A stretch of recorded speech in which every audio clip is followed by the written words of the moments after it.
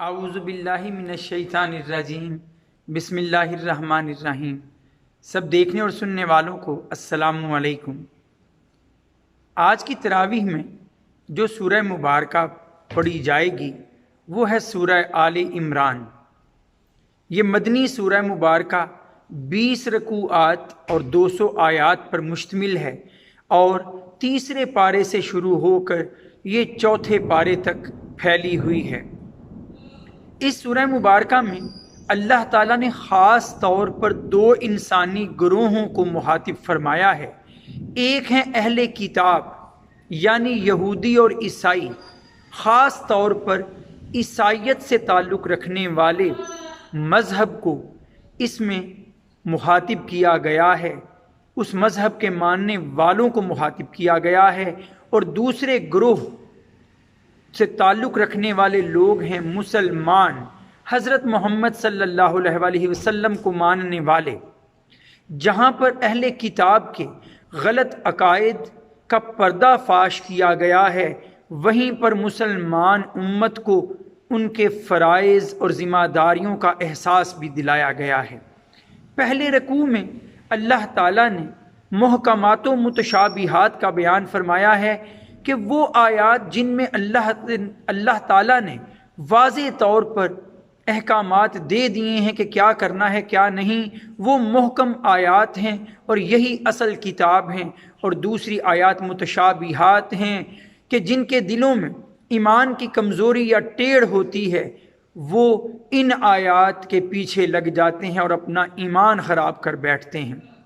پھر دوسرے رکوع میں اللہ تعالیٰ نے یہ بیان فرمایا ہے کہ اللہ تعالیٰ کے ہاں قابل قبول دین اگر موجود ہے تو وہ صرف اور صرف دین اسلام ہے۔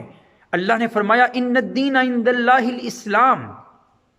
اور پھر اسی سورہ مبارکہ میں آگے چل کر اللہ نے فرمایا ہے وَمَن يَبْتَغِ غَيْرَ الْإِسْلَامِ دِينًا فَلَن يُقْبَلَ مِنْهُ۔ اسلام کے سوا اگر کوئی اور دین لے کر اللہ کے پاس آئے گا تو وہ اس سے قبول نہیں ہونا۔ رکوع نمبر 3 میں اللہ تعالیٰ کی بادشاہت کا ذکر ہے کہ اللہ حقیقی بادشاہ ہے، وہ جسے چاہتا ہے اس دنیا میں بادشاہت سے نوازتا ہے اور جس سے چاہتا ہے بادشاہت چھین لیتا ہے۔ چوتھے رکوع کے آغاز میں اللہ تعالیٰ نے اپنی محبت کو حاصل کرنے کا ذریعہ بتایا ہے اور وہ ہے حضرت محمد صلی اللہ علیہ وسلم کی پیروی۔ اور اس کے بعد پھر چوتھے رکوع سے شروع ہو کر اس سورت کے زیادہ تر حصے میں اہل کتاب کو مخاطب کیا گیا ہے، ان کے غلط تصورات کو بیان کیا گیا ہے اور ان کی اصلاح کے لیے احکامات بتائے گئے ہیں۔ اسی کے اندر حضرت عیسیٰ علیہ السلام کے خاندان کا ذکر بھی ہے، ان کی والدہ کا اور ان کے ننیال کا ذکر بھی اس کے اندر موجود ہے۔ اسی بنا پر اس سورت کا نام سورہ آل عمران ہے کہ عمران حضرت عیسیٰ علیہ السلام کے نانا کا نام ہے۔ پھر آگے بڑھوں تو اس سورہ مبارکہ کے ان سب رکوعات میں جہاں اہل کتاب کا ذکر ہے، وہاں پر حضرت عیسیٰ علیہ السلام کے بارے میں پائے جانے والے ان کے ہاں جو تصورات ہیں، ان کی پیدائش کے حوالے سے، ان کے آسمانوں پہ زندہ اٹھائے جانے کے حوالے سے ان کا بھی تذکرہ موجود ہے۔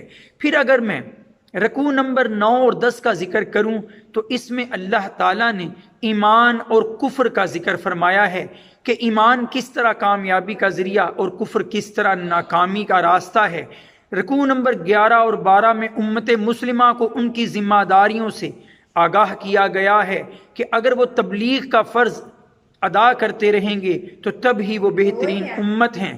اور پھر رکوع نمبر 13، رکوع نمبر 14، رکوع نمبر 16، 17، 18 ان رکوعات میں مختلف آیات کے اندر غزوہ احد کے واقعات کا ذکر ہے اور مسلمانوں کو بتایا گیا ہے کہ جب تک اللہ اور اس کے رسول کی نافرمانی نہیں کریں گے تب تک وہی غالب ہوں گے، اور اگر اللہ اور اس کے رسول کی حکم عدولی کی تو پھر انہیں نقصان اور شکست کا سامنا کرنا پڑے گا۔